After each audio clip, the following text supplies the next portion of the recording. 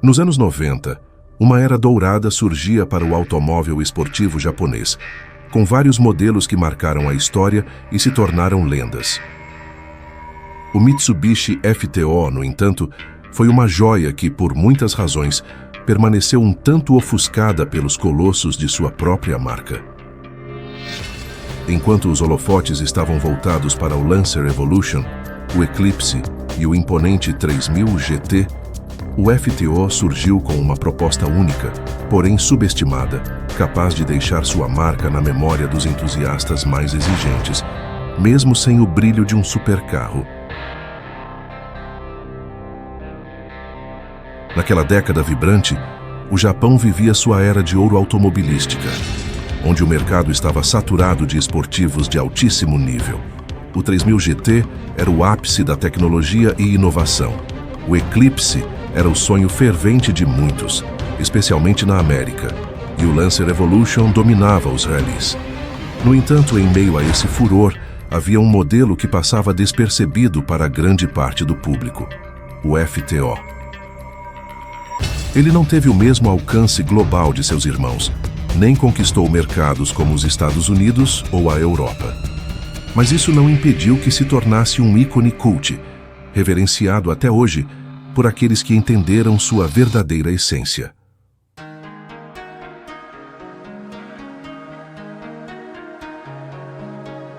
O Mitsubishi FTO foi lançado em 1994, em um cenário complicado para a indústria automotiva japonesa.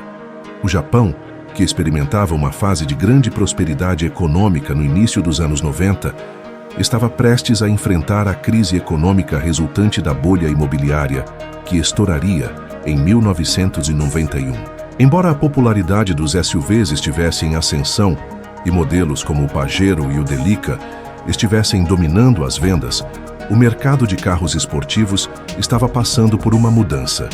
O Mitsubishi 3000 GT, lançado alguns anos antes, foi um exemplo claro do desejo da Mitsubishi de criar carros extremamente tecnológicos e avançados.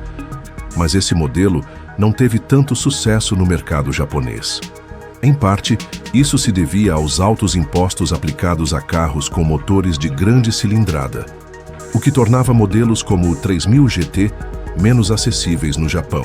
Com isso em mente, a Mitsubishi percebeu que precisaria de um modelo esportivo mais acessível para o mercado interno. O FTO foi criado para preencher essa lacuna. Embora seu nome fosse uma herança do Galant FTO de 1971, o modelo de 1994 era uma revolução em termos de design e performance. O FTO foi desenvolvido sobre uma plataforma modificada do Mirage e foi posicionado como um carro esportivo compacto, mas com muito a oferecer tanto em termos de desempenho quanto de design. O FTO se destacou por seu design ousado e esportivo, que logo conquistou o coração dos entusiastas de carros. Embora alguns o considerassem um meio-irmão do 3000 GT, o FTO tinha uma identidade própria e uma abordagem de design mais compacta e dinâmica. Seu perfil era baixo, com linhas agressivas e uma traseira de formato distinto. A frente, com faróis de grandes dimensões e uma grade que se destacava, dava ao carro uma expressão de força, ao mesmo tempo em que mantinha uma elegância refinada. Muitos fãs notaram que, ao olhar para o FTO, era possível perceber algumas influências do design de outros carros esportivos japoneses da época, como o Toyota Supra de quarta geração. Porém, ao contrário de seus concorrentes, o FTO possuía um estilo único que o tornava imediatamente reconhecível. O interior, embora mais simples que o exterior, não deixava de ser confortável e voltado para a experiência de condução. Bancos esportivos, volante Momo e controle de clima automático, até na versão mais básica, eram alguns dos atrativos, revelando que, mesmo nas versões mais simples, o FTO não abria mão de um nível considerável de sofisticação. O FTO foi oferecido com uma gama de motores que atendiam diferentes expectativas. A versão de entrada, o FTO GS, contava com um motor 1.8L de 4 cilindros, capaz de entregar 123 cavalos de potência. Este motor permitia ao FTO acelerar de 0 a 100 km/h em cerca de 10 segundos, o que o tornava um carro respeitável dentro de seu segmento. No entanto, a verdadeira magia do FTO estava nas versões mais potentes. O FTO GR e o FTO GPX, com motores V6 de 2.0L, eram muito mais rápidos. O GR oferecia 168 cavalos de potência, enquanto o GPX chegava a impressionantes 200 cavalos graças à tecnologia MyVec, Mitsubishi Innovative Valve Timing and Electronic Control, que controlava de forma inteligente a válvula de admissão para melhorar a performance em diferentes faixas de rotação. Um número respeitável para um carro esportivo compacto da época. Além disso, a transmissão Invex Geuze, que imitava o sistema Tiptronic da Porsche, permitia que o motorista tivesse controle manual sobre as trocas de marcha, enquanto a transmissão inteligente adaptava-se ao estilo de condução do motorista ao longo do tempo. Esse sistema foi uma das grandes inovações do FTO, algo que destacava o carro de outros modelos contemporâneos, como o Toyota Celica e o Honda Integra. O FTO rapidamente se tornou um sucesso no Japão, a ponto de ser nomeado Carro do Ano em 1994. Para comemorar essa conquista, a Mitsubishi lançou uma edição limitada, a versão Car of the Year Edition, que estava disponível em um único tom de amarelo e trazia um distintivo comemorativo no pilar C. Apenas 207 unidades dessa edição especial foram produzidas, o que faz dela uma verdadeira relíquia para colecionadores. Outras edições especiais também surgiram ao longo dos anos. Em 1995, a Mitsubishi lançou o FTO Nakaya Tune, uma versão mais focada no desempenho, desenvolvida em parceria com o piloto Akihiko Nakaya, que incluiu melhorias como suspensão rebaixada, novos discos de freio e um sistema de escape esportivo. Em 1997, o modelo passou por um facelift, com um novo design na parte dianteira, incluindo uma grade maior e faróis de neblina separados. Em meio a tantas inovações tecnológicas, o FTO também se aventurou no campo da eletrificação.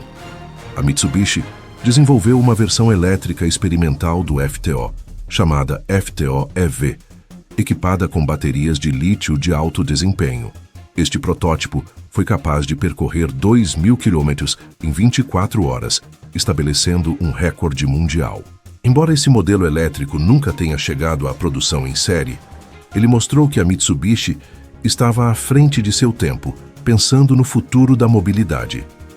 Em termos de competição, o FTO teve uma breve, mas significativa, participação no campeonato japonês de Grand Touring, JGTC, onde competiu na categoria GT300.